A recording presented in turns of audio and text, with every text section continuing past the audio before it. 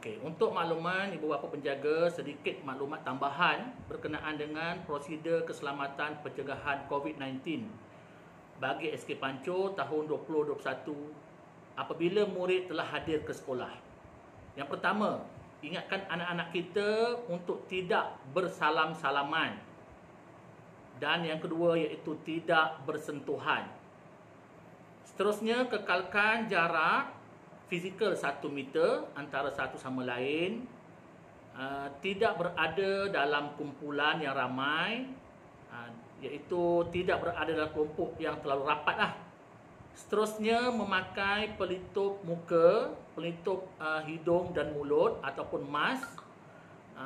Elakkan berkongsi alat tulis, elakkan berkongsi buku tulis, dan amalkan kebersihan iaitu membasuh tangan dan juga menggunakan hand sanitizer. Perkara seterusnya iaitu SOP kehadiran murid ke sekolah. Seperti mana yang saya maklumkan tadi, murid masuk menggunakan pintu pagar di tepi sekolah. Yang kedua, memakai pelitup muka ataupun mask. Yang ketiga, beratur di laluan berbumbung mengikut penjarakan fizikal. Yang keempat, suhu akan diambil dan dicatatkan dalam buku saringan suhu. Seterusnya, selepas suhu diambil, murid akan berjalan menuju ke kelas masing-masing.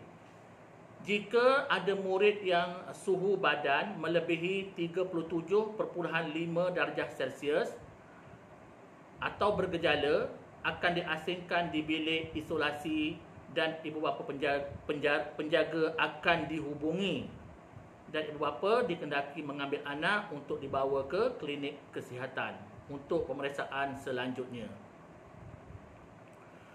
Bagi SOP bilik darjah pula, yang pertama, murid mesti berada di dalam kelas yang telah ditetapkan. Yang kedua, jaga kebersihan dan mengamalkan penjarakan fizikal. Yang ketiga, makan di dalam kelas dengan diawasi oleh guru bertugas. Ini waktu rehat ya, tuan-tuan. Seterusnya, guna pelan laluan pergerakan terarah yang mana kita dah buat mengikut anak panah yang telah disediakanlah.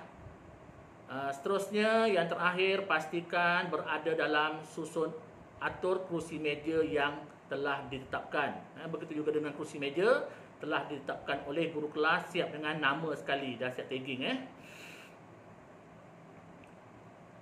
Okey, SOP bilik darjah juga. Seterusnya yang keenam iaitu merujuk pelan lantai kelas dengan bantuan guru.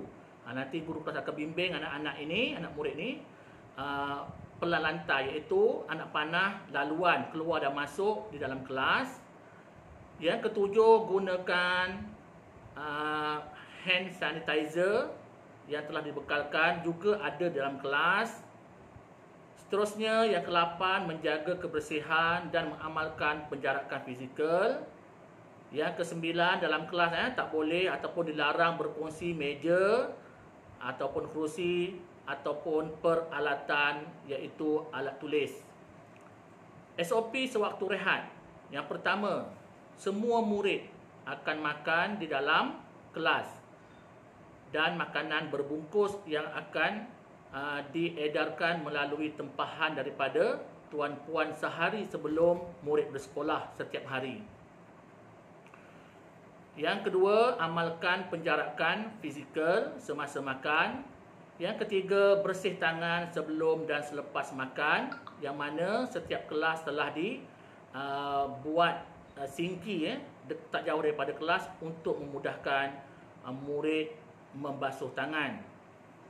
Yang seterusnya, digalakkan membawa sudu ataupun garpu sendiri daripada rumah.